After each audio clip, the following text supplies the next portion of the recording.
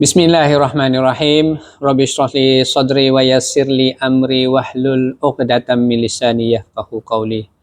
Assalamualaikum dan salam sejahtera kepada semua. Jadi alhamdulillah kali ini kita akan bertemu lagi untuk membincangkan tentang chapter 3 dalam kisah Nabi Adam alaihissalam, the untold story, maknanya part 3 ya. Okey.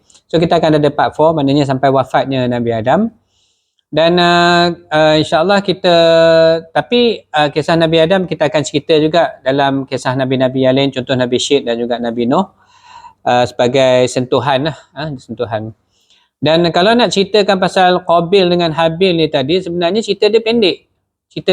Kalau dalam Quran kita jumpa ayat daripada surah Al-Maidah ayat 27 sampai 31, lepas tu sampai 32 tu Allah nyatakan asbab kenapa dihukumkan tentang bunuh-membunuh ni tadi. Okey. Jadi kita mula dengan ayat daripada surah Al-Maidah ayat 27. Saya bacakan terjemahan saja ya. Takut nanti bila baca Quran tu tajwid tak betul pula, nanti ada orang yang marah kan. Jadi insya-Allah kita baca terjemahan dan ceritakanlah, yakni wahai Muhammad sallallahu alaihi wasallam, yang sebenarnya kepada mereka tentang kisah dua putera Adam.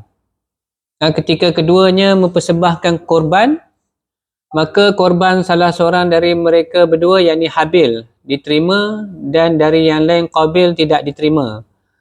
Dia Qabil berkata, sungguh aku pasti membunuhmu. Dia Habil berkata, sesungguhnya Allah hanya menerima, yakni amal dari orang yang bertakwa.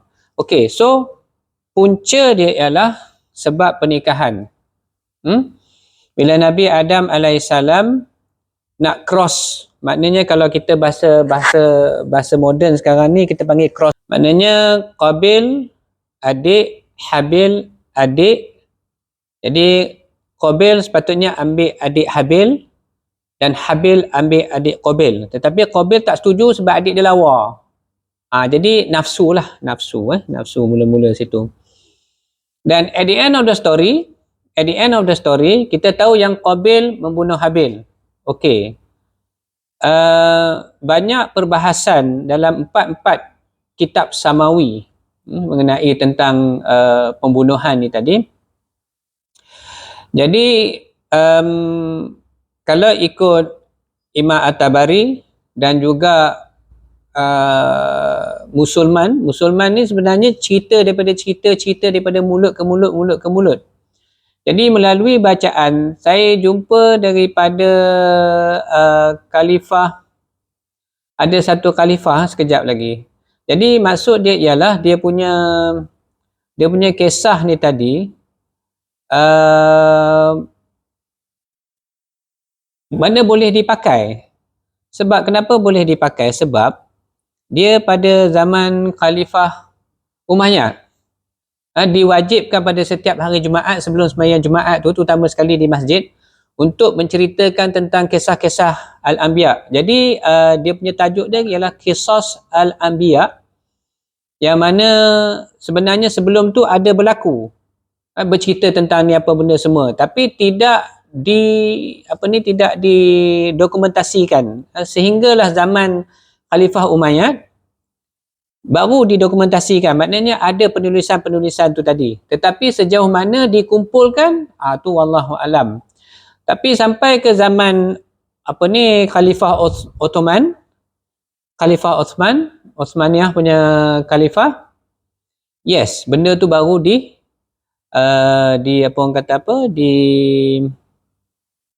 dibukukan ataupun direkodkan ataupun didokumentasikan. Alright.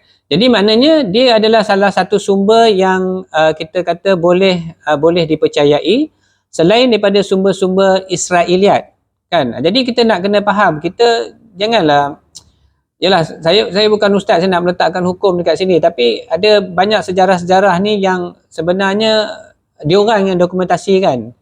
Jadi kita ambil baca, yang mana mengarut tu tak payah ambil lah, betul tak kan? Jadi dia macam tu. Okey, so kalau kita tengok, maknanya berlakulah pembunuhan yang pertama di dunia ni kan. Lepas tu sambungan daripada Quran tu tadi, Allah hantar seekor burung gagak, tunjuk macam mana nak gali, bertanam, jenazah saudara dia tu dan sebagainya. Okey. Jadi kalau nak cerita pasal Qabil dengan Habil ni saja, pendek habis. Selesai lah kan, betul tak? 27, 28, 29, 30, 31. Maknanya 5 ayat surah Al-Maidah, habis cerita dia. Tak ada apa nak cerita dah. Okey. Yang saya nak bangkitkan ialah sebahagian penulisan-penulisan yang kita ambil daripada kitab Samawi dan juga profesional Muslim yang menulis, ya. Yang di Malaysia pun ada. Okey. Jadi dinyatakan bahawa isteri Nabi Adam iaitu Siti Hawa alaihissalam cuma mengandung 9 hingga 12 kali. Dan dikatakan bahawa setiap kali mengandung dia keluar 2 kembar, bukan kembar 2, 2 kembar, maknanya 2 campur 2. Jadi bila dia ambil 9 maknanya 36. Maknanya 36. Okey, maknanya 36. Tetapi kalau ambil 12 kali 4, 48. Jadi nak cerita pada zaman Nabi Adam, masa Qabil dengan Habil ni nak dikahwinkan, dia ada lagi 36 pasang. Tetapi ikut kitab Samawi yang lain, setiap kali lahir 2 pasang. Okey, 2 pasang, 12 hingga 18 tahun. Jadi sama juga lebih kurang 8 hingga 10 kali. Jadi ini ada perbezaan. Okey, tak apa. Kita bukan nak letakkan hukum, ya. Kita nak buat perkiraan macam mana. Adakah selepas berlaku peristiwa Qabil dengan Habil ni berlaku pernikahan ataupun tidak? Betul tak? Kan, berlaku pernikahan ataupun tidak? Sebab daripada sumber-sumber penulisan dan sebagainya, bila kita cari tak dapat. Tetapi dalam kitab Samawi lain, ya, ada tulis. Terutama sekali bila kita tengok dalam Old Testament, New Testament, even dalam Talmud. Kalau dalam Bible ni, dalam King James Version ataupun English Standard Version, ESV, itu yang saya jumpa. Okey. Tapi dia cerita mengenai Nabi Syed. Nabi Syed disebutkan dalam Bible dalam bab Genesis. Genesis ni pun dalam kitab orang Yahudi pun ada. Dia dalam dalam Talmud dia tulis dalam Torah dia dan sebagainya yang dia punyalah. Okey. Nabi Syed, Allah bagi Nabi Syed selepas 130 tahun. Ya, selepas 130 tahun dan selepas kematian Habil. Jadi dia cuma sebut 130 tahun. Jadi selepas kematian Habil tu tadi, kepada lahirnya Syed tu tidak, Nabi Syed tu tadi tidak diceritakan berapa jarak. Okey. Kalau kita ambil dalam bab tu maknanya 130 tahun. Okey. Kalau 130 tahun, jadi kalau saya bahagikan contoh katalah kita ambil 18 kali, maknanya akan ada 8 keturunan, 7.2 keturunan, maknanya 7 keturunan. 7 keturunan. Kalau 7 keturunan, setiap kali lahir baru 28 orang lah. Contoh. Dan kalau kata 12 kali kelahiran, maknanya dia akan ada, sebab masa tu pendek, 12 kelahiran, 12 kali, maknanya kita akan dapat 10 keturunan. Kalau 10 keturunan, kalau sekali keluar double, maknanya 40 keturunan. Kalau keluar 2 saja 10 baru 20. Jadi maknanya benda-benda ni semua kita boleh ambil sebagai just nak untuk calculate sahajalah, just untuk calculate sahaja. Okey. Kalau dah ada banyak keturunan macam tu, contohnya bila sampai ke Nabi Syed, umur Nabi Adam dah 130 tahun. Jadi dikatakan bahawa dalam pembacaan sebelum-sebelum ni, Qabil dengan Habil ni dah berumur seorang 127, seorang 137. Jadi maknanya beza 10 tahun. Jadi kita boleh terima jugalah, sebab sebahagian daripada kitab Samawi dia kata antara 9 hingga 12 tahun sekali mengandung dan sebagainya. Okey. Now, kita tahu dalam kitab-kitab Samawi lain pun dia ada tulis nabi-nabi punya keturunan. Start daripada start daripada Nabi Adam, lepas tu kepada Nabi Syed, lepas tu kepada Enosh, Kenan, Mahalalil, Yarid, Nabi Idris, Batu Metusaleh, tok kepada Nabi Nuh, akhirnya kepada Lamir, iaitu ayah kepada Nabi Nuh dan Nabi Nuh sendiri. Dan seterusnya lah melalui Syam pula Nabi Lut dan sebagainya. Betul, okey. Itu bukan isu. Alright, isu jugalah masa depan. Sebab kita nak tengok macam ni. Kita nak cerita tentang peradaban kemanusiaan. Bila peradaban kemanusiaan ni maknanya dia ada revolusi. Revolusi apa? Revolusi daripada segi, terutama sekali daripada segi industri. Betul tak? Daripada segi kehidupan, pembangunan, pembelajaran. Okey? Dan juga lain-lain lah, utilities dan juga facilities. Betul? Okey.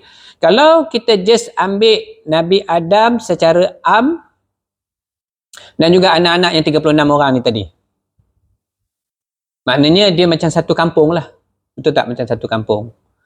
Tetapi kita dah tahu dah, sebelum tu, Nabi Adam diceritakan bahawa Nabi Adam diajar oleh Jibril. Buat buat tanam-tanaman, lepas tu ambil jagung buat tepung, and then ambil balik diberi pohon larangan sebenarnya adalah gandum, ditanam dan hidup serta merta terus macam tu. Betul. Maknanya dah ada revolusi. Okey. Jadi sama juga dengan kes waktu zaman nak dinikahkan ni tadi. Kalau kita bercerita 36 orang. 36 orang dalam masa 200 tahun. Isu dia selepas berlakunya Habil dan Qabil ni tadi, ada ataupun tidak pernikahan baru? Ada ataupun tidak pernikahan baru?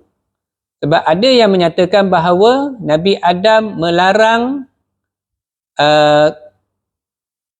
keturunan dia tadi berkahwin dengan keturunan adik-beradik Qabil. Dan Qabil ni dinyatakan bahawa telah lari ke center of the world. Center of the world ni saya dah tengok dalam geohack dan sebagainya. Asal dia letak di Arab, lepas tu bila kita punya GPS ni semua dah dapat dengan cantik dan sebagainya, dia adalah di kawasan pegunungan di Turki. Okey. Tetapi ada juga sebahagian penulisan yang menyatakan bahawa ada juga anak-anak Nabi Adam yang bernikah dengan keturunan keturunan Qabil. Sebab dikatakan bahawa keturunan Qabil ni dia jadi macam barbarian punya gang tau.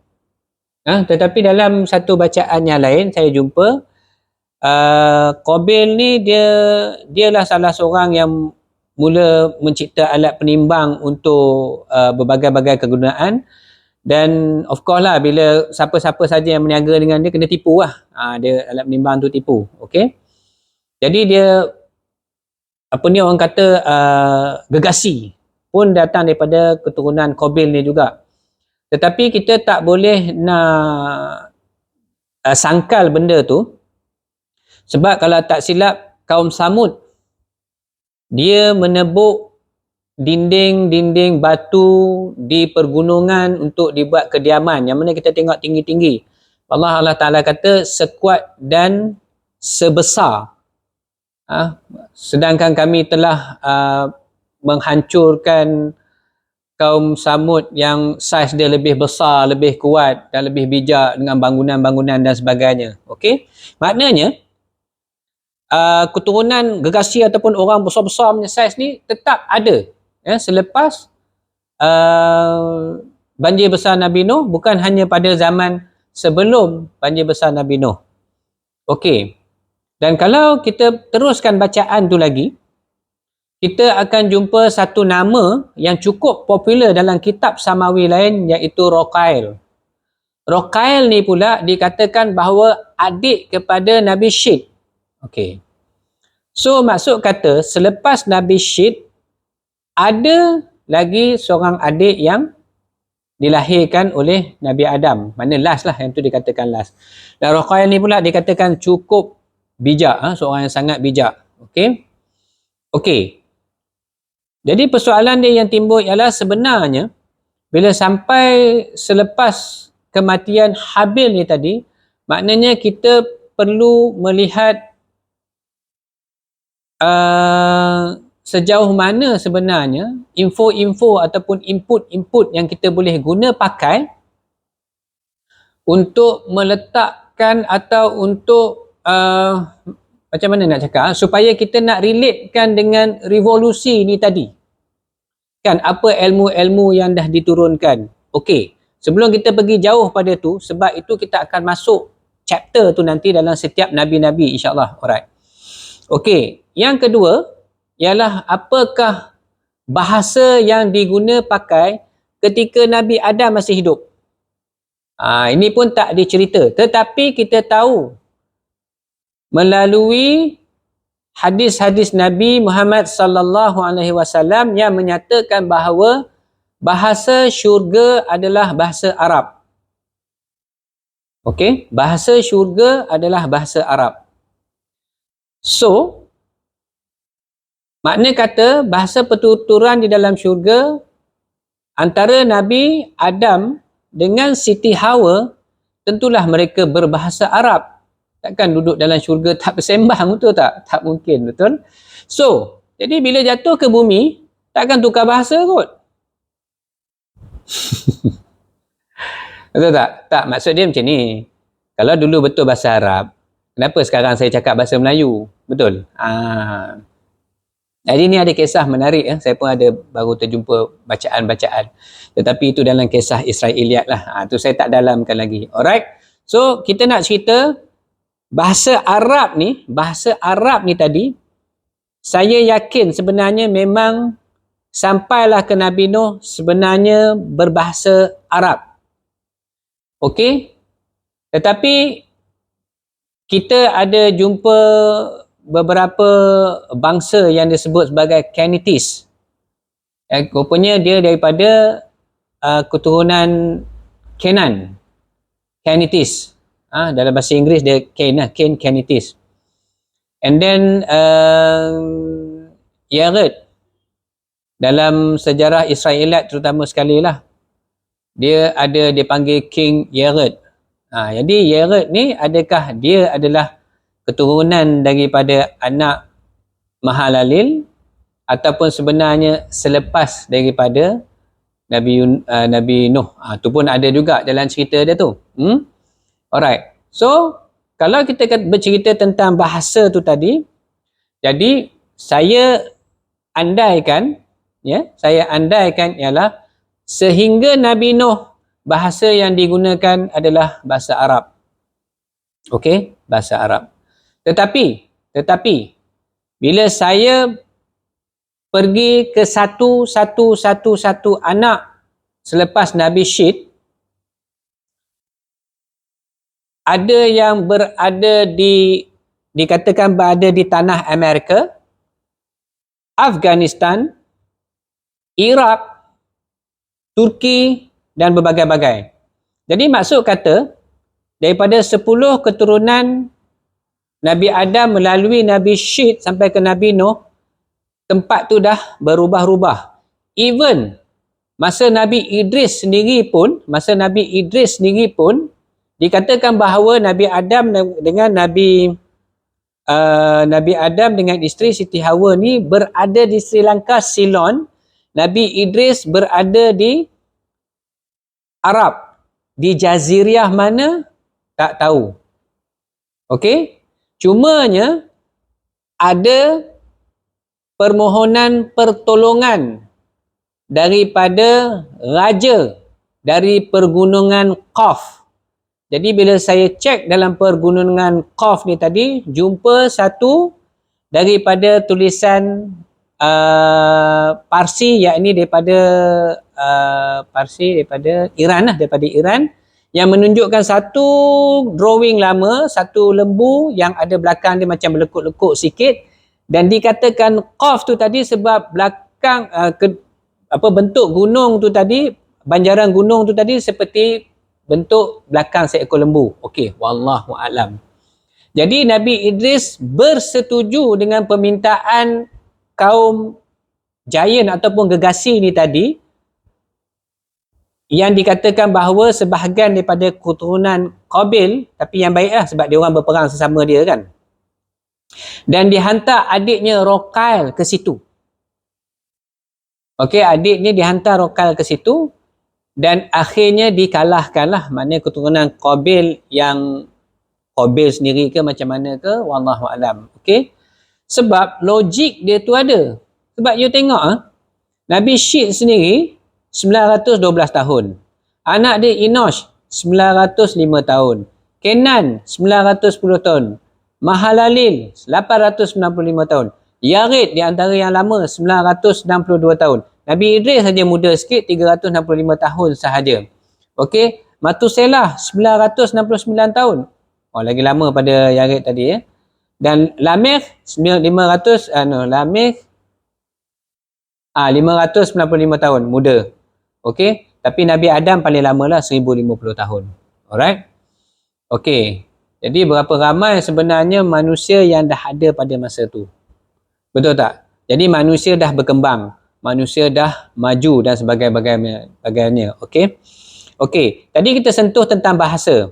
Yang kedua, teknologi. Takkan dah manusia dah berkembang, rumah duduk dalam pondok lagi ataupun hut. Hut ni apa? Macam kemah, macam pondok lah kan. Takkan duduk dalam gua lagi. Berapa banyak gua nak kena korek, betul tak? Okey. So inilah persoalan-persoalan yang saya tinggalkan bersama tuan-tuan untuk kita fikirkan bersama, dan insyaAllah kalau ada lain info kita mungkin boleh share lagi. Cuma kita nak nyatakan dekat sini ialah persoalan dia yang pertama ialah selepas Habil dan Qabil, pernikahan, kalau ikut kitab Samawi yang lain, minta maaf, pernikahan tu tetap berlaku, dan crossbreed tu tadi bukan crossbreed, minta maaf, astagfirullahalazim. Perkahwinan silang tu tadi diaturkan oleh Nabi Adam sehinggalah Nabi Adam wafat. Okey, memang ada berlaku. Okey, yang kedua ialah bahasa yang digunakan, saya andaikan ialah bahasa Arab. Dan yang ketiga, teknologi pertanian, teknologi penternakan sebenarnya sudah pun berada dalam keadaan yang baik, dan pembuatan roti dan sebagainya, ketuhan ni semua sudah wujud pada ketika itu. Jadi yang ketiga mungkin kita boleh satu bahasa, dua, ketiga. Yang keempat iaitu ialah transportation, pengangkutan, mode of transportation, pengangkutan. Jadi kebanyakan masa mungkin adalah darat lah, tetapi kalau kita ambil daripada Ceylon, maknanya daripada Sri Lanka nak pergi menghala ke tanah besar, mesti lalui laut. Maknanya pengangkutan laut pun mana sudah wujud pada ketika itu. Jadi yang seterusnya nanti kita akan tengok pada ketika Nabi Syed dilahirkan, sebab Nabi Syed ni dikatakan di antara yang sangat-sangat bijak, dan sangat-sangat bijak dalam kebanyakan nabi-nabi, termasuklah adik dia, adik baginda iaitu Rokail. Dan kita akan jumpa banyak penemuan-penemuan teknologi pada zaman itulah. Okey. So saya berhenti dulu dekat sini. Jadi terima kasih atas perhatian anda semua. Sekiranya anda ada info-info menarik yang boleh di-share dengan saya, boleh letak dekat komen. Okey, ataupun ada benda yang saya cakap tak betul, jadi boleh komen juga supaya insya-Allah saya akan betulkan di pada masa hadapan. Dengan itu saya stop dulu dekat sini. Semua yang baik datang daripada Allah. Ada kelemahan-kelemahan daripada segi fakta, calculation, perkiraan dan sebagainya, itu semua kelemahan daripada saya sendirilah. Okey, saya sudahi dengan wabillahi taufik wa hidayah. Wassalamualaikum warahmatullahi wabarakatuh.